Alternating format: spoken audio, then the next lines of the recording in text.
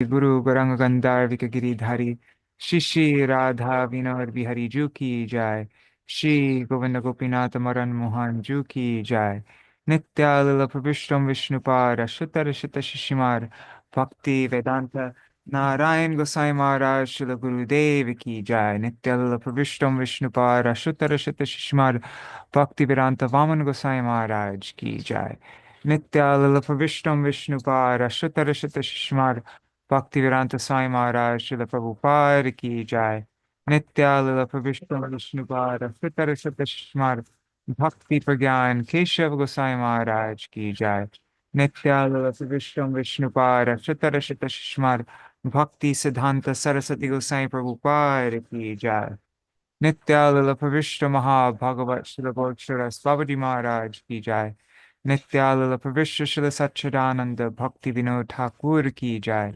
Nityalila Pravishta Vaishnav Sarvabhauma Śrīla Jagannath Das Babaji Maharaj ki jai. Śrī Rūpānu Gauriya Guru Varga ki jai. Śrī Rup Sanatan Bhatta Raghunath Śrī Jeev Gopal Bhattadas Raghunath Shad Gosai Prabhu ki jai.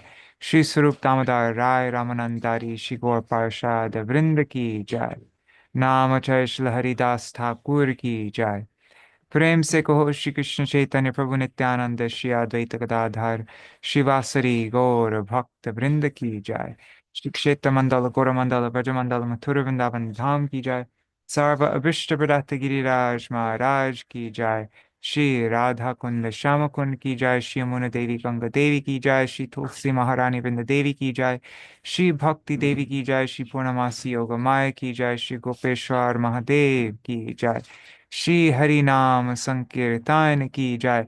जय श्री रूप Goswami Upadeśāmṛta की जय। जय जय Śrīla Bhaktivinoda Ṭhākura's articles on verses 2 and 3 of Upadeśāmṛta की जय। जय श्री हरि नाम संकीर्तन की जय। अनंत कोटि वैष्णव वृंद की जय। समागत गौर भक्त वृंद की जय। श्री निताय गौर प्रेमानंदे हरि हरि बोल। हरे कृष्णा कान्हा हलाधर प्रभु Nri Hari Prabhu, Bhavatarani Mataji, Archana Mataji, Yashoda Didi, Yugal Kishore Kishori Didi, Pradumna Prabhu, Mantramurthy Mataji. And is there anybody else there? Let's see on YouTube and Facebook. I see there's one devotee on YouTube or Facebook. I'm guessing it's Indira Mataji or maybe somebody else, but Dandavat Pranams. And also pranams to everybody watching in the future. So we are continuing on with our readings of Śrīla Bhaktivinoda Ṭhākura wrote an article on the 6 things that impede bhakti, that destroy bhakti, and the 6 virtues of a sadhu, the 6 things that nourish bhakti. And we are now starting the last one. This is the last article in this series of 12 articles. I just looked at it right now, like right now, and I noticed that it is 10,000 words. And so I think we'll have to split this over 2 days, which is good for me because I was trying to make like right before we started, I tried making a plan for the rest of the month to see what our program will be for December. But this gives me another day. Shamali keeps on backing up so that Mangala will drink from her udders.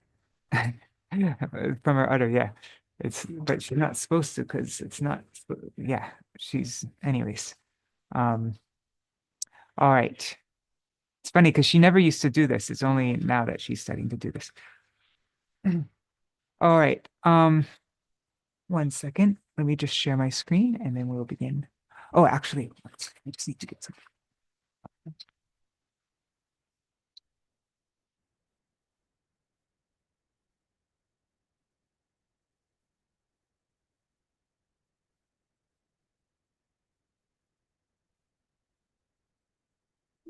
Okay.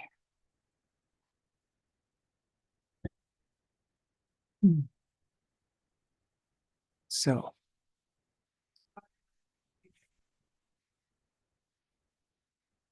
oh, and Haribol Krishnamaya Didi.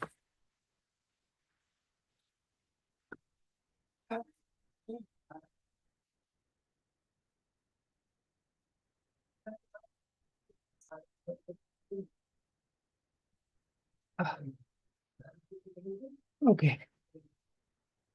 So this is, how does it begin? Today, I think we'll read up to, what's this section? We'll read half of this article today. So we will read up to here. Anyways, I don't know. We'll see how far we get before the time runs out. Okay, so Jai Śrīla Bhaktivinoda Ṭhākura ki Jai. Sadhu Vritti, adopting the virtuous conduct of pure devotees. Sadhus are of two types. There are grihastas, householders, and grihatyagis, renunciates. Hence, their vritti is also of two types. That of a householder and that of a householder Vaishnav and that of a renunciant Vaishnav. We will individually examine these two types of vrittis. In addition to these two, there are some modes of conduct that are beneficial for both types of sadhus. These will be discussed separately. Haribol Chatamai Mataji. The word vritti has two meanings. There's propensity, there's the pravritti, and lifestyle, jivan. The word pravritti refers to one's individual nature or character. The dharma of the living entity corresponds to one's pravritti or propensity, which arises from one's own nature. So the dharma of the living entity corresponds to one's pravritti or propensity, which arises from one's own nature. In other words, dharma is not determined by birth. Praya sabhava vihito nrinam dharma yuge yuge veda drigbi smrito rajan preta cheha chasharmakrit. That's Śrīmad Bhagavatam, Canto 7, Chapter 11, verse 31. O King, Brahmins who are well versed in the Vedas recognize that in each age, the Dharma prescribed in accordance with one's nature is auspicious, both in life and death. In the various yugas, sages who are fully conversant with the Vedas have generally systemized Dharma according to people's nature. Right. This Dharma is auspicious for all persons in both this world and the next.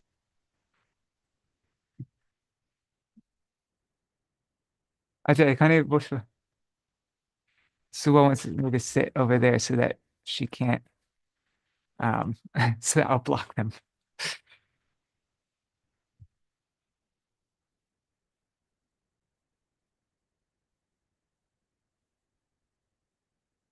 এরকম বসো।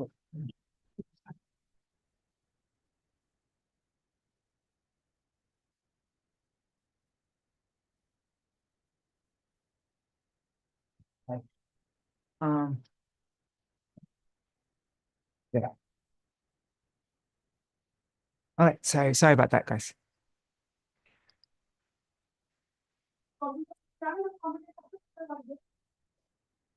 Okay, so let me just start reread that.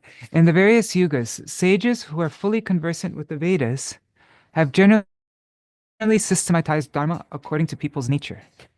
This Dharma is auspicious for all persons in both this world and the next.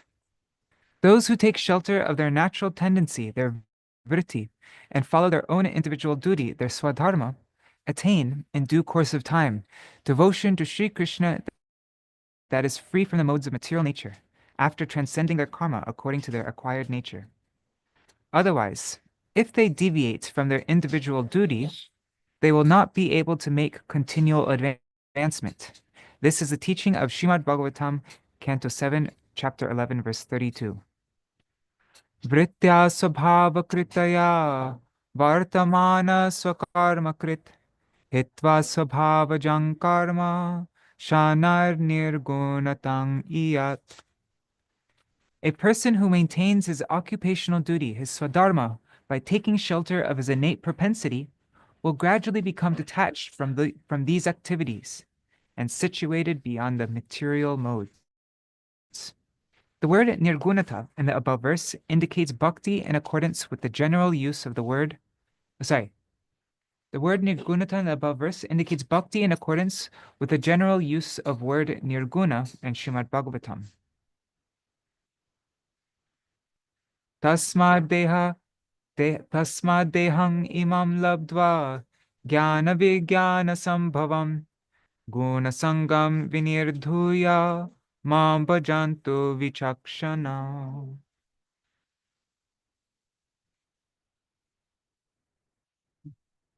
Therefore, this is Śrīmad Bhagavatam, Canto 11, Chapter 25, verse 33.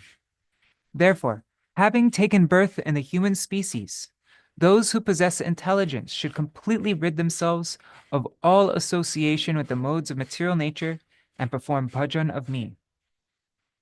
The words Nirgunam Mada Pashaya, spoken by Sri Krishna in the same chapter 25 of 11th Canto, verse 26, this establish that whatever act is performed with bhakti is called nirguna, or transcendental to the modes of material nature.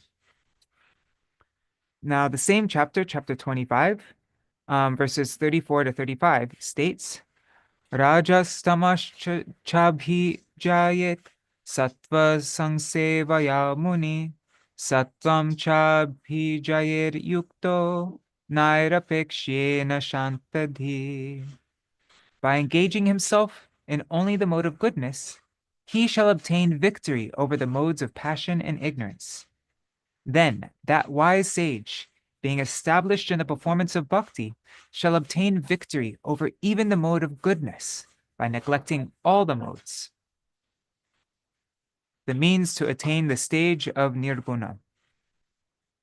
The four varnas, Brahman, Kshatriya, Vaishya, and Shudra, and the four ashrams, Brahmacharya, Grahastha, Vanaprastha, and Sannyas, exists in accordance with the above 30 characteristics, as mentioned in Śrīmad Bhagavatam, Canto 11, Chapter 18, verse 42. Dikshor dharma shamo hingsa, tapa iksha vanokasa, grihino bhutara raksheja, dvijasyacharya sevanam. Tranquility, that is control of the mind, and non-violence are the dharma of a sannyasi. Okay, dharma of a sannyasi is tranquility and non-violence. Austerity and spiritual understanding are the duties of a vanaprastha. Giving protection to all living entities and performing sacrificial worship, yajna, are the duties of a grihastha. And serving one's guru is the duty of a brahmachari. The respective dharmas pertaining to the individual varnas are as follows. The dharmas of the Brahmins are studying, teaching, performing yajnas, having others perform yajnas, giving in charity, and accepting charity. The functions of the Kshatriyas are maintaining one's life through protecting citizens by awarding punishment, taxation, etc. The functions of the Vaishyas are farming, rearing cows, engaging in business, etc. And the sole occupation of the Shudras is serving the Brahmanas. The livelihood of those of mixed castes the livelihood of those of mixed castes is the current occupation by which their family members maintain themselves. The regulation to make the mind and body favorable for bhajan. The regulation to make the mind and body favorable for bhajan. The conclusion of all these principles of Śrīmad Bhagavatam is that Hari Bhajan is the only objective for the people of this world. However, it is impossible to engage in bhajan until the gross and subtle bodies have been made favorable for that. Therefore, the foremost duty of human beings is to make these two external bodies favorable for bhajan. To maintain the gross body, it is necessary to accumulate such things as a house, grains, water, and so on. For the subtle body to prosper, true knowledge, sadvidya, and a righteous mode of conduct, sadvritti, are needed. For this reason, it is necessary to adopt a means by which these two necessities can be procured and our Hari Bhajan can continue. After the gross and subtle bodies are made completely favorable for bhakti, so after these gross and subtle bodies are made completely favorable for bhakti and are brought to the stage of nirguna, that is the state in which they are free from the modes of material nature, this task of Bhagavad Bhajan becomes simple. But how can we bring people to this stage? There is one solution. Whatever nature and desires arise in the living entities as a result of their reaping the fruits of their activities since time immemorial are a mixture of the three modes of material nature, goodness, passion, and ignorance, sattva, raja, and tama. It is necessary that first one increase goodness, and by that subdue passion and ignorance, making goodness the most prominent quality. At that time, one will be led by the mode of goodness, sattva gun. When sattva is completely under the control of bhakti, it becomes transcendental to the modes. It becomes nirguna. In other words, when sattva guna is endowed with bhakti, it is called nirguna. By adopting this process, one's body and mind will gradually become favorable for Bhagavad Bhajan. The necessity of Varnashram Dharma. As long as a person still has the qualities and faults of his nature, his primary duty is to observe Varnashram Dharma. The main purpose of Varnashram Dharma is to make those who follow it gradually attain the state of nirguna, and thus become qualified for Bhagavad Bhajan. Sri Chaitanya Mahaprabhu quoted the following verses from Śrīmad Bhagavatam, Canto 11, Chapter 5, verses 2 to 3, to Śrīla Sanatana Gosvāmī. Okay, so these are two verses on this topic of Varnashram Dharma that Mahaprabhu spoke to Sanatana Gosvāmī. Mukha bahurupadebhya purushasya saha chatvaro jagire varna gunar vipradaya pritak ya esham purushang shakshar atma prabhavami ishwaram nabhajantyavajanante sthanar bhrashtapatantyada. Sri Chamasa said, the Brahmins came into existence from the face of the primordial Sri Vishnu, the Kshatriyas from his arms, the Vaishyas from his thighs, and the Shudras from his feet. These four Varnas were born along with their particular characteristics, as were the four specific ashrams.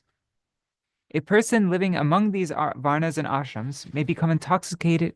A person living among these Varnas and ashrams may become intoxicated by his high social position, his Varna, and spiritual position, his ashram, and fails to worship his worshipful deity, Bhagavan Shri Vishnu, or even disrespects him. Such a person falls down from his position in the system of Varna and ashram, loses all his prestige, and takes birth in the lower species.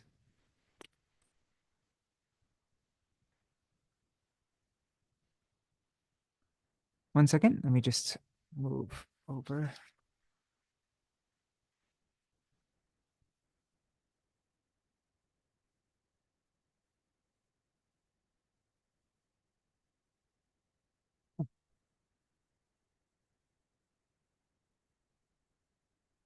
Sorry, I'm just kidding.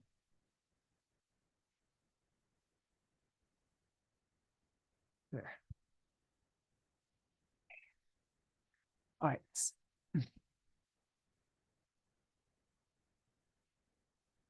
The purpose of Varna, of occupational division, and ashram, the stage of life, is for a person to gradually develop and finally come to the point of performing Bhagavad Bhajan. If even after observing Varnashram Dharma properly, one does not develop a taste for Bhagavad Bhajan, this leads to fall down from Varnashram Dharma. Srila Rai Ramananda cited the following verse to Sri Chaitanya Mahaprabhu regarding the goal, the sadhya, and the means to attain it, the sadha. Varnashrama charavata purushena parapuman Vishnur aradyate panta nanyata-toṣaṇākaranam. That's from the Vishnu Puran 3.389. Shri Vishnu is worshipped only by carrying out one's prescribed duties in Varnashram.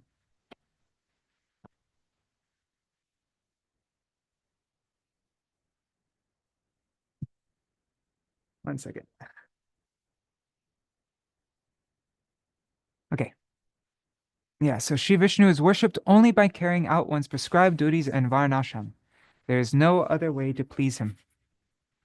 In response, Sri Chaitanya Mahaprabhu designated this an external injunction and instructed Sri Rai Ramananda to speak a principle higher than this. He is thus insinuating that Varnashram Dharma is necessary only to regulate the gross and subtle bodies. If a person remains satisfied with the regulations of Varnashram Dharma and does not engage in Bhagavad Bhajan, then his observance of Varnashram Dharma is useless. Therefore, although for the conditioned souls, the process of Varnashram is favorable for bhajan to a certain extent, still it is an external sadhan. It is not the highest and most beneficial sadhan. That's why Śrīla Bhaktivinoda Ṭhākura says, Ato dharman sarvam subhajana sahayan abhilashe. I only desire to perform those things, those dharmas in Varnashram Dharma, that will help me in bhajan. Otherwise, I reject them. Dharma svanushtita pungsam vishvakshena katasuya nopadhyayir yadiratim shrama eva hi kevalam. That's Śrīmad Bhagavatam, Canto 1, Chapter 2, Verse 8. If even after executing Varnashram Dharma, executing Varnashram Dharma precisely, a human being does not develop a taste in his heart for hearing and chanting the glories of Sri Bhagavan and Śrīmad Bhagavatam, his endeavor has been useless labor. Varnashram is to be followed until the body is given up. From this, one should not conclude that Sri Chaitanya Mahaprabhu has ordered us to abandon Varnashram Dharma. Had this been the case, then during his time as a householder, he would have not instructed the living entities by completely following the principles pertaining to the Grihastha ashram, and during his time as a sannyasi, by following the principles of the sannyasa ashram. Yes, Mahaprabhu showed by his own example the perfect observance of Varnashram Dharma.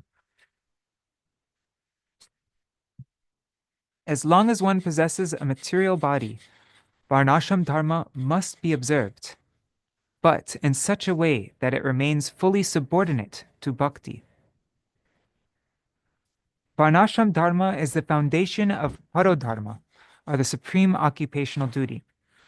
When a person's Parodharma is fully matured and achieves his goal, he gradually acquires a mood of disregard for the means, that is, the regulations of Varnashram Dharma, by which he has attained his goal. At the time of giving up one's body, the remaining regulations are completely left. You want to see this verse? Let's see, compare here. Okay, so Śrīla Bhaktivinoda Ṭhākura, this is from the Swanyam Dashakam. Where is it? What verse was it? It is verse 5, if I remember. Yes. Okay, so no dharma.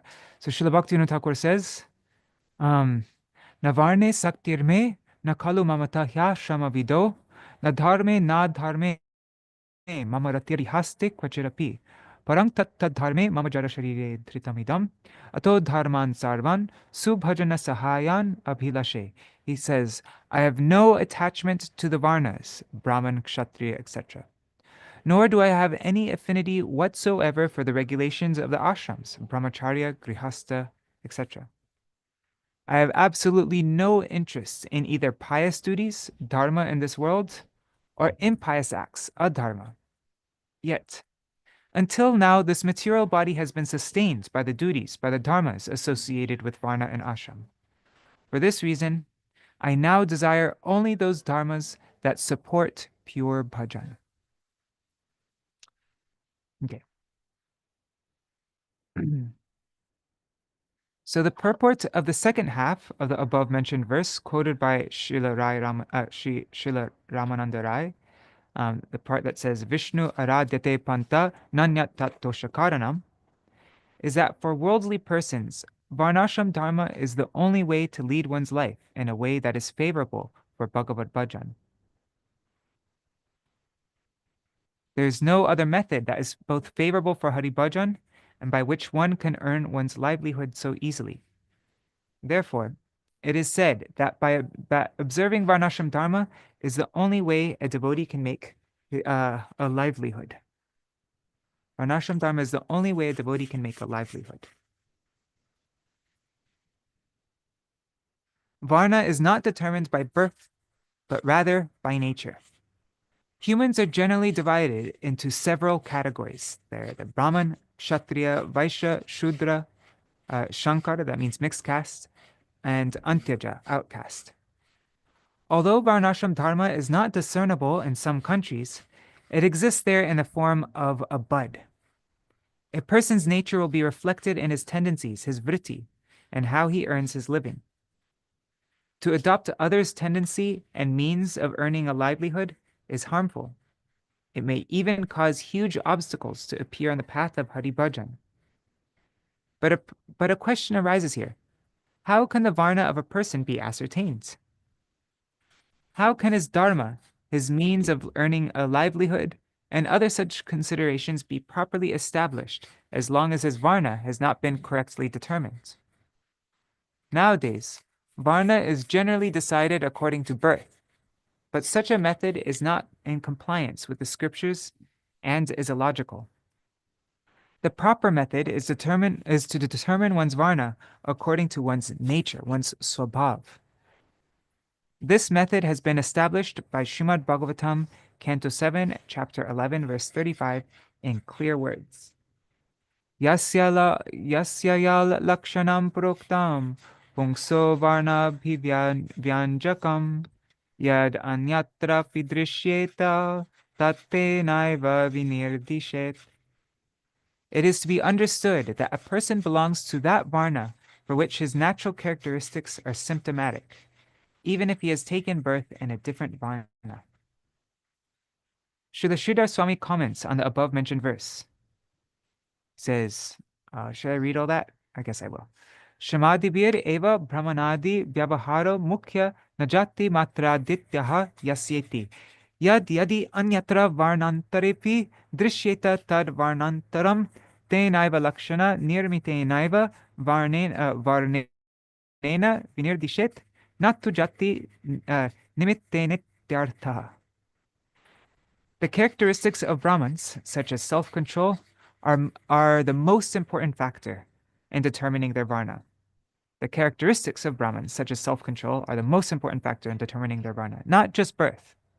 This is expressed in the above Śrīmad Bhagavatam verse, beginning with Yasya. If this conduct is found in a person of a different varna, he is to be designated a Brahman on the basis of that characteristic of his nature. It doesn't matter if he was born in a different varna. He's to be designated a Brahman if he has these qualities, such as self-control. This type of eternal varnashram dharma should always be followed. It is generally useful and it is favorable for bhakti. Those in the four varnas and the sankar varna, persons outside the four varnas, must endeavor to increase their sattvic nature. When good fortune arises for a person belonging to the classes outside Vedic culture, he will, as a result of his previous sukriti, follow the conduct befitting the Shudra Varna, the artisans and laborers, and develop the mode of goodness. Everyone should associate with sadhus, and thus make bhakti the prime concern of life, transforming the mode of goodness that has been cultivated into a state of transcendence to the modes, nirguna. Yes, by associating with the sadhus and making bhakti the prime concern of life, let's transform the mode of goodness into a state of nirguna. This is the only way to gradually progress in Sanatana Dharma. The presence of bhakti makes the people of all castes superior, even to Brahmins. But in the absence of bhakti, even a Brahman's life has no value. It is necessary for us to adopt the behavior of our previous Mahājans. But there is one matter worthy of special consideration. Among the many past and present Rishi and Maharshi preceptors whose behavior should be followed, one Mahatma has said that the path of the Mahājans should be traversed after examining all of its aspects, both future and past. The conclusion is that it is appropriate to adopt the conduct of recent Mahājans after examining the previous and other recent Mahājans.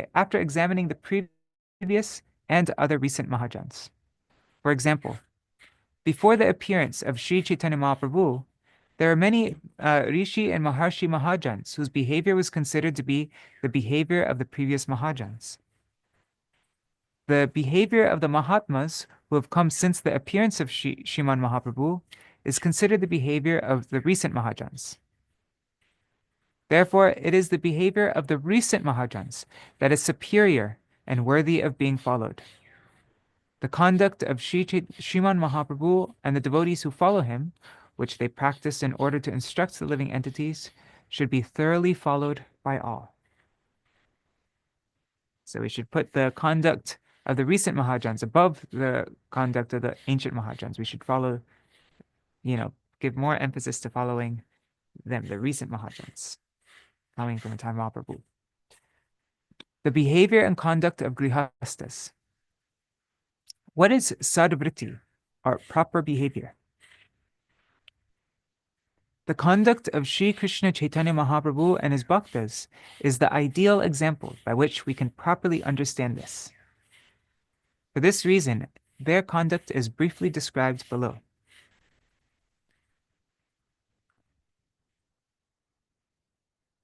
Okay, so now we're going through the conduct of Sri Chaitanya Mahaprabhu and his bhaktas. And just in Śrīla Bhaktivinoda Ṭhākura's in his Swanyam Dadashakam, the next verse after this one about no dharma, like about varnashram dharma, then the next verse is about the conduct of Mahaprabhu and his devotees.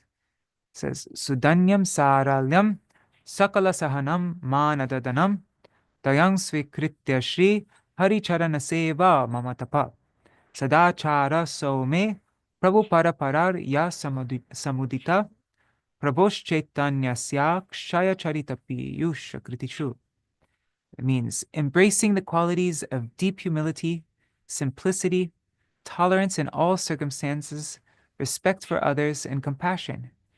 My practice of austerity is only in relation to the service to Sri Hari's lotus feet. The conduct taught by the devotees fully dedicated to the feet of Sri Chaitanya Mahaprabhu, as revealed in the ambrosial scriptures describing his infallible pastimes, is my code of conduct. That's my sadachara. Okay, so now the behavior and conduct of grihastas. This is a section on the behavior and conduct of grihastas. What is the sadvritti? Okay, now we're going to see the sadvritti of Sri Chaitanya Mahaprabhu and his devotees. A. In relation to marriage and the maintenance of family. A householder, along with his wife, is to practice Bhagavad Bhajan while performing whatever worldly duties are favorable for bhajan. Sons and daughters born in a course of following such worldly duties should be nourished and protected and accepted as Krishna's servants and maidservants. Because money is required for maintaining a family, it should be collected through suitable means that are lawful and in accordance with Dharma. B. In relation to knowledge and education. It is necessary to be educated at an appropriate age, but the study of books or scriptures that are averse to Krishna should not be undertaken. The purpose of knowledge is to enter Krishna bhajan, not to acquire money or prestige. C. In relation to serving guests. Serving guests is the primary responsibility of householders, and they are to be honored in accordance with one's capacity and without duplicity. Guests are of two types. There are ordinary guests and devotee guests. Being fully conversant with the difference between them, one should appropriately honor ordinary guests and affectionately serve devotee guests. D. In relation to virtuous qualities. Householders ought to behave with everyone in a simple manner and without duplicity. In this way, they should always perform Bhagavad Bhajan. Okay, so this is in relation to virtuous qualities. The foremost duty of householders is to serve their Gurujan, the superiors and spiritual masters. For by doing this, Bhagavan is satisfied. They are to receive instructions on Vairagya Dharma, or the duties of a renunciate. But they must not adopt the dress of a renunciate and deceitfully act as if they are renounced. Renunciation must be genuine, not artificial. A householder is to maintain firm faith in bhakti and accept only those sense objects that are required to maintain his life according to his needs, while remaining unattached to them. Internally, it is necessary to endeavor to allow the immaculate current of bhakti to flow, while externally continuing to behave according to social customs. By doing so, one can attain the mercy of Bhagavan within a short time. It is necessary for all householders to possess the quality of being compassionate to others. Among all the types of compassion in this world, engaging the living entities in Krishna Bhakti is topmost. Householders will themselves engage in Krishna Bhakti and also endeavor to bring others to this path. The foremost way to bring others to this path is to instruct them to constantly chant Krishna Nam. Detrimental association, kusanga, should always be avoided. In the association of pure devotees, one is to hear and chant Bhagavan's names, forms, qualities, and pastimes. But bhakti is spoiled by participating in the kirtan of non-devotees. By doing so, the bondage of material existence tightens even more. One second. Yeah. Bhakti is spoiled by participating in the kirtan of non-devotees. Okay, E. Grihastas are to be completely dependent upon the desire of Bhagavan. F. They should take special care to renounce the association of non-devotees, women, and those who are overly fond of women. This is referring to grihastas also. Interesting. And now G, right? Because this whole section is about for grihastas. This is an example of Mahaprabhu and his followers. Their conduct, how one should become grihasta, should follow the grihasta dharma. Okay. G. Sargrihastas are householders who properly and sincerely follow the path of bhakti, are to chant 100,000 names, 1 lakh of Harinam every day. Pure Vaishnavas will honor prasad only at the house of such householders. Wow. So chanting 1 lakh a day, that's an instruction for grihastas. That's not just for renunciant Vaishnavas. And pure Vaishnavas will honor prasad only at the house of such householders who chant 1 lakh of Harinam every day. My God. Okay. H. Knowing the difference between pure Vaishnavas and Smartas, that's Brahmins who rigidly adhere to the Smriti Shastras which codify religious behavior. So knowing the difference between pure Vaishnavas and those Smartas, householders are to serve the pure Vaishnavas affectionately. Although there is no external difference between the activities of pure Vaishnavas and Smartas, there is a gulf of difference in their inner faith. Hence, to consider them both in the same category will lead to degradation. It is necessary, therefore, for a householder to properly understand this and interact with them accordingly. The true dharma of householders. What time is it? Okay, still have 15 minutes left. While speaking about the true duty of householders, Srimad Mahaprabhu said, Prabhu ko hin Krishna seva Vaishnava sevan, Nirantar koro Krishna nama sankirtan. That's Śrī Sajjana-toṣaṇī Madhya Lila, chapter 15, verse 104. This means that the actual duty, the actual dharma of householders is to maintain one's body by collecting whatever money is necessary through lawful means and, with the help of family members, serve Sri Krishna and the Vaishnavas and engage in the constant performance of Nam Sankirtan. Regarding service of Vaishnavas, it should be known that non-duplicitous Nishkapat Vaishnavas are of three types. There's one, the Uttam, the advanced Vaishnavas. Then there's two, Madhyam, the intermediary, and three, Kanishta, neophyte. Service to these three types of Vaishnavas is alone Vaishnav Seva. It is improper to invite a gathering of Vaishnavas. Whenever a Vaishnav comes, he should be affectionately served in an appropriate manner. If one assembles many Vaishnavas, the chances of making offenses are greater. Bahuta sannyasi jadi aise ekathai samana korite nari aparada pai. This is from Madhya Lila, chapter 15, verse 194, Śrī Chaitanya Charitamrita. If many sannyasis come together in one place, all of them cannot be honored, and offenses will be committed. It is the duty of householder Vaishnavas to be merciful toward the wretched and distressed, who are never to Wait, let me reread that. It is the duty of householder Vaishnavas to be merciful toward the wretched and distressed, who are to never attempt suicide, whether out of anger or with the aim of attaining a virtuous goal. Suicide is an act and a mode of ignorance, and as long as the quality of ignorance is dominant in a person, he is unqualified to receive the mercy of Bhagavan. Interesting. In the realm of Krishna bhajan, the consideration of junior and senior exists, but not caste and familial lineage. In worldly dharma, the qualification to perform certain activities is in accordance with one's varna, but there are no such distinctions in relation to Bhagavad bhajan. Everyone is qualified to perform Bhagavad bhajan.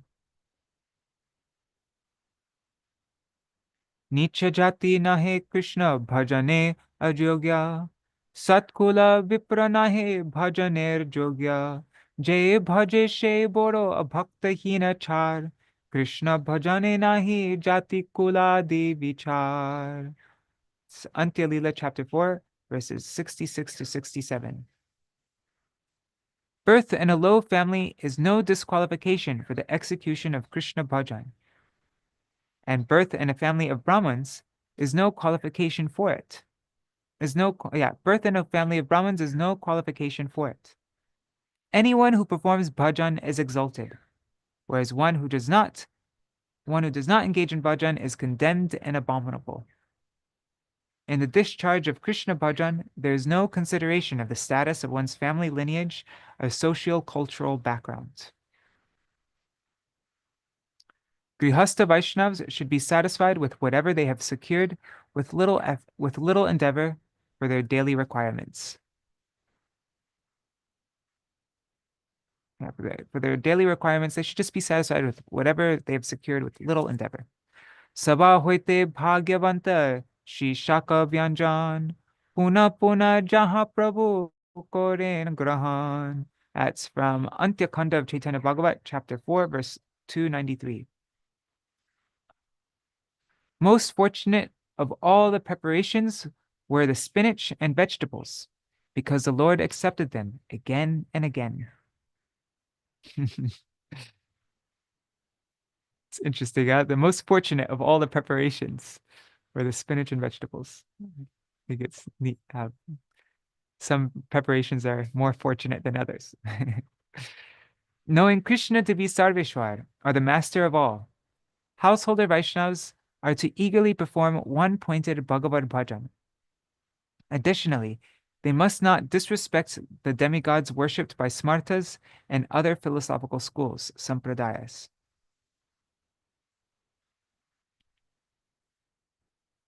To act with compassion, even at the cost of giving up self-interest, is the duty of householders. Householder Vaishnavas should faithfully serve Tulsi and chant Harinam while keeping Tulsi nearby. Householders who possess bhakti are praiseworthy, whereas householders who do not are unfortunate. When householders have worldly dealings, they do so while taking shelter of Krishna Nam. In this regard, the character of a Mahajan named Kalidas is exemplary.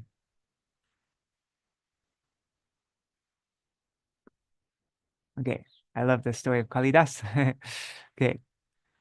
Mahabhagavata teho sarala udar Krishna Nam sankite chalai vyavahar kautukete teho jadi pashaka khelai Hare Krishna kori pashak chalai. That's from the Antya Lila, chapter 16, verses 6 to 7. Kalidas, being a most exalted devotee, was simple and munificent. He would chant Krishna Nam in his normal dealings. As a joke, he would throw dice and exclaim, Hare Krishna, Hare Krishna. I don't remember that part. That's so interesting. He would throw dice and exclaim, Hare Krishna, as a joke. I don't really understand that, but that's pretty neat. Okay. No Vaishnav should earn unlawfully or spend wastefully. Those who are employed should not accept bribes. Okay, so no Vaishnav should earn unlawfully or spend wastefully, and those who are employed should not accept bribes. Okay, householders are to accept a guru endowed with bhakti, an ideal character. Householders must always be careful to perform activities through which offenses in service, seva aparad, will not arise. If one commits an aparad to a Vaishnav because of the influence of illusion, then one should fall at the feet of that Vaishnav and immediately beg for forgiveness. Otherwise, the result of that aparad will be terrible. The primary activity of householders is to serve devotees, for serving devotees increases one's bhakti. Bhakta pada dhuli ar, bhakta pada jal, bhakta bhukta avashesh, etin sadhaner bal. That's from Antya Lila, chapter 16, verse 60. The dust of the lotus feet of devotees, the water that washes their feet, their lotus feet, and their remnant prasad give immense strength to the sadhaks in their practice of bhakti. The duty of householders before becoming completely dedicated devotees. In Śrīmad Bhagavatam, Canto 11, chapter 20, verse 27 and 28, Shri Krishna has spoken about how a householder devotee is to behave as long as he is not completely dedicated and his desires for sense gratification have not been thoroughly destroyed.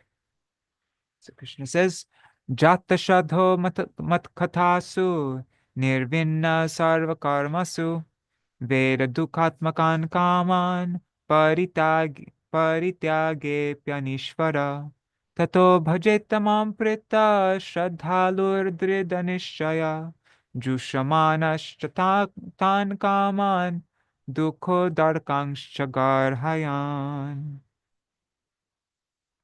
A sadhak who has developed faith in narrations about me and who is disgusted with all kinds of fruitive activity may still be unable to give up material enjoyment and the desire for such enjoyment. Knowing that such so-called pleasures are actually sources of misery, he should condemn himself while attempting to enjoy them. Thereafter, in due course of time, he may be able to worship me with love, faith, and fixed determination. I really like this verse. Knowing that such so-called pleasures are actually sources of misery, he should condemn himself while attempting to enjoy them. Thereafter, in due course of time, he may be able to worship me with love, faith, and fixed determination.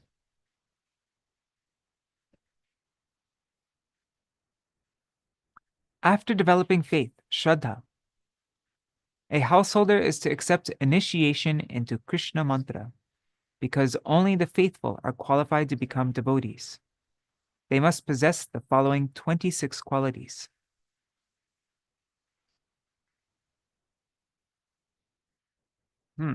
Interesting. So these 26 qualities one must have to accept initiation, right? Isn't that what it's saying? After developing Shraddha, a householder is to accept initiation into Krishnam because only the faithful are qualified to become devotees, and they must possess the following 26 qualities. Yeah. Well, okay. It's Kripalu akritadroha satyasar. Sorry. Kripalu akritadroha satyasar sama.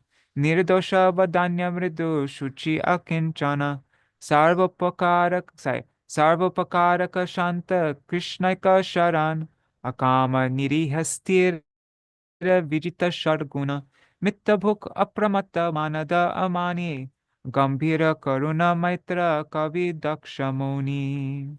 That's from the 22nd chapter of the Madhya Lila, Chaitanya Charitamrita, verses 78 and 80. 78 to 80.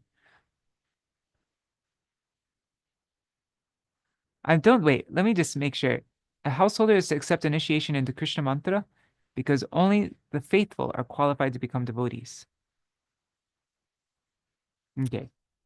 So I don't think it's saying that you must have these 26 qualities before getting initiation. That would exclude like everybody.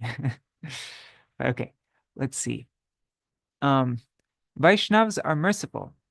Vaishnavas are not obstinate. They are completely truthful, non-biased, without fault, benevolent, even-tempered, clean, and possessionless. They work to bring about the auspiciousness of all and are peaceful, surrendered, and this is the main one, surrendered to Sri Krishna, without material desires, indifferent to material gain, and they are steady. They have conquered the 6 material qualities, lust, anger, greed, etc. They eat only as much as they require, and they are sober, respectful, without false prestige, grave, compassionate, friendly, poetic, masterful, and silent. Householder Vaishnavas should associate with sadhus because Krishna Bhakti is manifested and nourished in such association. Although sadhana bhakti consists of 64 limbs, and one ought to follow those limbs according to one's capacity, an effort must be made to specifically follow 9-fold devotional service, Navada Bhakti, and 5-fold devotional service, Panchada Bhakti. So here is the Panchada Bhakti. These are the 5 limbs of bhakti. Sadhu Sangha, Nama Kirtan, Bhagavat Shravan, Mathura Vas, Shri Murtir, Shraddhaya Sevan, Shakala Sadhana Shreshta, E Pancha Anga, Krishna Prema Janmai, E Panchir Alpasanga. That's also Madhya Lila 22, verses 128 and 129. One is to associate with devotees, chant Harinam, hear Śrīmad Bhagavatam, reside in Mathura Mandal, and serve the deity with great faith. Of all the types of sadhan, these 5 are best, for even slightly performing one of them awakens Krishna Prem. One is to gradually diminish his state of performing Vaidhi Bhakti and enter Raganuga Bhakti. After deep attachment to Bhagavan has manifested, many vidhis, many rules go far away of their own accord. In that stage, there is no need to perform the purificatory activities or any other such things. Although the mind of such a person who has entered a rag marg is never inclined to perform sinful acts, if by chance he does so due to the influence of ignorance, Bhagavan will mercifully purify him. Householders should endeavor for gyan, that is related to bhakti, or for vairagya, that is caused by bhakti, and not for any other gyan or vairagya. Jnana vairagyadi bhaktir kabuna he anga, ahimsa yama niyamadi bole Krishna bhakta sangha. That's Śrī Sajjana-toṣaṇī Madhya Lila 22:145. Gyan and vairagya are not limbs of bhakti. Non-violence, control of the mind and senses, the observance of certain regulations, and so on are intrinsically present in Krishna bhaktas. It's almost 8 o'clock, so we'll end soon. Householder Vaishnavas must give up the 10 types of namaparad and constantly chant Krishna Nam with faith. By this, one achieves Krishna Prem. Bhajaner madhya shishta navavidha bhakti, Krishna Prem, Krishna dite dhare mahashakti, tar madhya sarva shishta nama sankirtan, niraparade nama loile, pai premadhan. That's Antya Lila, chapter 4, verses 70 to 71. Among all forms of bhajan, the 9 limbs of bhakti are best, for they have the great power to bestow both Krishna Prem and Krishna. Among the 9 processes of bhakti, chanting Harinam is foremost. If one chants without committing any offenses, one easily receives the treasure of pure love for Krishna. Once we finish this section here, then we'll end. Householders should cultivate pure bhakti and not depend entirely on following the regulations of their individual dharma. Bhakti is not attained by remaining purely dependent on drinking milk or eating fruits. Rather, Bhakti Devi manifests by respectfully cultivating pure bhakti. Householders must not possess the conception of being Brahma, the featureless aspect of the Absolute, or Bhagavan, the Supreme Personality of Godhead, for this conception is offensive. The living entity is the servant of Bhagavan, not Bhagavan himself. Householder Vaishnavas should follow the character of Mahaprabhu and his householder devotees. Whatever is done to achieve loving affection for Krishna, Krishna Priti, is topmost. And all activities performed to fulfill desires other than the desire to please Krishna will only strengthen material bondage. For devotees, remaining as householders or renouncing their home is one and the same. Rai Ramananda, Pundarik Vidyanidhi, Shivas Pandit, Shivananda Sen, Satyaraj Khan, and Śrī Advaita Prabhu perfectly exemplified how to live as householders and follow the path of pure bhakti. The only difference between householders and renunciants is how they maintain their life. If the Grihastha ashram is favorable for one's bhajan, then it is appropriate. If the Grihastha ashram is favorable for one's bhajan, then it is inappropriate to renounce one's home. Adopting a mood of detachment, one should remain a householder. A householder devotee receives the eligibility to renounce his home when that home becomes unfavorable for Bhagavad bhajan. At that time, whatever detachment, whatever vairagya arises, is true detachment and favorable for bhakti. With this consideration alone in mind, Shivas Pandit did not leave his home, and Swarup Damodar accepted sannyas. We can see this consideration in the life of all devotees. Those who have left their homes with this consideration in mind have advanced in the realm of sadhan very quickly. Srimad Mahaprabhu instructed Raghunath Das Goswami on the behavior of renunciate Vaishnavas. These instructions must be followed by each and every renunciate Vaishnava. Vairagi koribe sada nam sankirtan, magiya kaya kore jivana rakshan, vairagi hoya jeba kore parapeksha, karya siddhi nahe Krishna koren upeksha, vairagi hoya kore jivar lalasa, paramartha jai ar hoy rasirvash. That's Antya Lila chapter 6, verses 223 to 225. A renunciate sadhu should ceaselessly chant Krishna Nam and maintain his life by begging alms. It is necessary for him to be independent. Without being independent, he cannot attain perfection in anything. Even Krishna neglects those who are dependent on others. One should protect oneself from becoming eager to taste palatable food, because through this, the sadhak is controlled by taste, which in turn destroys his bhajan. Shakapatra phalamule udar bharan jivar lalase je iti. Oh, sorry. Jivar lalase je iti uti dhai Shishnudara parayan Krishna nahi pai. That's Antya-lila 6, verses 226 to 227. How much is left? Oh, no. Okay. Maybe we should stop here. Yeah, because it's already 8:05. I don't want to go on too long. Um, yeah, so we'll start from this section here, from Mahaprabhu's instructions to Raghunath Das Goswami on the behavior of renunciant Vaishnavas. And I'll also try to do a quick recap of what we read today, tomorrow. Where did we make it to? Okay, this chapter might take 3 days because I don't like always going on, like I don't want to keep on going overtime in every session. So yeah, we'll end here. Hare Krishna, Krishna Krishna, Hare Hare, Hare Rama, Rama Rama, Hare Hare, Hare Krishna, Krishna Krishna, Hare Hare, Hare Rama, Rama Rama, Hare Hare, Hari Bol, Hari Bol, Hari Bol, Nitai Gaur, Hari Bol. Nitai Gaur Hari Bol, Hari Bol, Hari Bol, Nitai Gaur Hari Bol.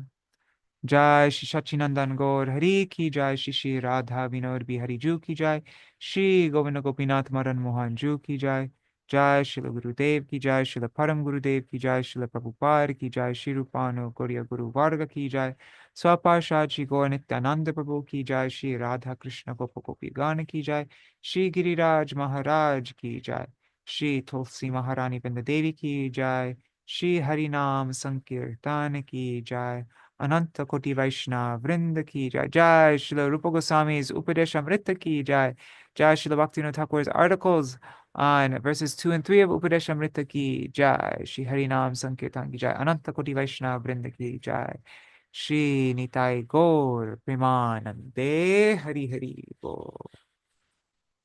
Vrindai Tulsidevai Priyai Keshavashachai Krishna Bhakti Pradadevi Sattvatai Namaha. Vancha kalpatarubhyashta kripa sindhubhya cha patitanam pavanebhyo vaishnavebhyo namo namaha. Dandavat pranams, Kana Haladar, Nuri Hari Prabhu, Bhavatarani Mataji, Archana Mataji, Krishna Mai Didi, Chatamai Mataji, Pradumna Prabhu, Mantaramurti Mataji, Yashoda Didi. Let's see on YouTube and Facebook. Rukmini Didi, Vidyalalasa Didi. Okay, Rukmini Didi says that part 1 of our book, book that she co-wrote with my God, why is my brain going blank all of a sudden? Edith Best. What's her name? My God, what's wrong with my brain? Anyways, Urmila Mataji, right? Yeah.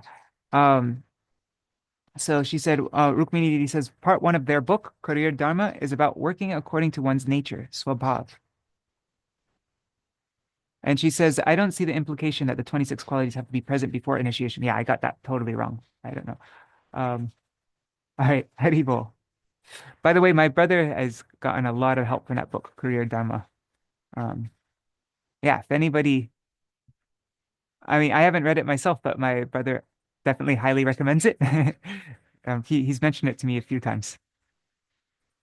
So, all right, see you all tomorrow for part 2. I'm not sure if we'll finish the full article tomorrow because we didn't actually make it halfway through. Yeah, that's our program for today. Is there anything anybody wants to mention? Actually, something I was thinking, just while everybody's here, trying to figure out what our program should be because we're nearly finished with these articles. It'd be 2 days. 1 or 2 days when we finish these articles. And so then I'm wondering if we should start. This is the calendar here. Okay, so tomorrow we'll almost finish. Then maybe the day after that we'll finish on the 4th. And that's also Śrīla Bhakti Jivan Janardana Gosvāmī Mahārāja's disappearance day. So maybe we can read about him. There's a booklet published by my Gurudev that we translated, so we can read that. Then on the 5th, okay, so then after that, I was thinking we could start going through Upadeśāmṛta and the songs of Śrīla Bhaktivinoda Ṭhākura on Upadeśāmṛta. That's also the next section of Sharanagati. It's a section called Bhajan Lalasa. So that would be, Śrīla Bhaktivinoda Ṭhākura wrote 8 songs. So that'd be 1, 2, 3, 4, 5, 6. Oh, and then Gita Jayanti's on the 11th. 7, 8. So, maybe we could do like the first 3 verses of Bhajan Lalasa. And then I was thinking we could go through Gita Jayanti, like we could go through the Bhagavad Gita, rather than doing it all in one go and like taking it, I don't know, it takes like 3 hours or longer, 3 or 4 hours, just doing it all in one go. I thought we could break it up and we could do an hour a day. That would probably take, we could do it in 6 days. I mentioned this before, like that means we would just do an hour reading every day. And then I think in 6 days, we would read all the Sanskrit and all the English translations so that we know what we're saying. I think that might be nice. And so I'd go through verses 1 to 3. Then maybe on the 9th, we start reciting Śrīmad Bhagavad Gita. And we'd go over the karma section. We'd finish on the 10th. Then we'd start the bhakti section of Bhagavad Gita on the 11th, on Gita Jayanti, and then finish the bhakti section like that. Then 13th and 14th would be the last part, the Gyan Kanda, right? Gyan section, I mean. Then on the 15th, that will be Purnima. Then we can continue on with Bhajan Lalasa. I'm just making this all up right now in my head. So then we would continue on with Bhajan Lalasa on Purnima. We'd go through through songs 4, 5, 6, 7, and then the 19th is the disappearance day of Śrīla Bhaktivedānta Saraswati Thakur Prabhupada. Then after Śrīla Bhaktivinoda Thakura's, after the 8 songs on Upadeśāmṛta by Śrīla Bhaktivinoda Ṭhākura, then Śrīla Bhaktivedānta Saraswati Thakur Prabhupada, he goes through, he's written songs on the last 3 verses of Upadeśāmṛta. So maybe we could start that on his disappearance day. That would take 3 days, and then it'd be the 22nd. Then the day after that is my Gurudev's appearance. No, Śrīla Bhāman Gosvāmī Mahārāja's 103rd appearance day, and my Gurudev's 14th disappearance day. That's on the 24th. And then it's like a week until New Year's. Okay. So then once we finish Upadeśāmṛta, then there's 6 songs left of Sharanagati. There's 3 Siddhi Lalasa songs, and then there's Kabe Habe Bolo Shedina Amar, Krishnam Thore Kotobol, and what was the third one? Or maybe there's only 2. Anyways, that way, then we could finish the entire Sharanagati book within this month of December, as well as Upadeśāmṛta. And then maybe on New Year's, we could start Kalyana Kalpataru and then go through the 19 songs. I don't know. I'd have to, I'm just like, I need to do this more clearly and see if that would actually all work out. Because that would be kind of fun to start the new year with Kalyana Kalpataru, Śrīla Bhakti, a new book, and we could go through that more thoroughly. I don't know. Well, that's just an idea that I made right now on the spot. So, but I'll try to work it out more, and we can see if everybody likes that idea. But yeah, I'm hoping in this month of December, those of you who are interested, we can memorize all the verses of Upadeśāmṛta. That can be the goal for December, is to memorize all of Upadeśāmṛta. All right. Dandavat pranams. Does anybody have anything to say? Otherwise, I will end it now. And let me look at the comments. Oh, Madhukar Prabhu, Hare Krishna. Yes, Yashoda Dandavat Mataji. pranam. There is a question in Zoom chat from somebody. Let me just see. I just see it. Oh, yes, of course. Chatamai Mataji. Yes. What is the question? Thank you, Prabhu, for your time.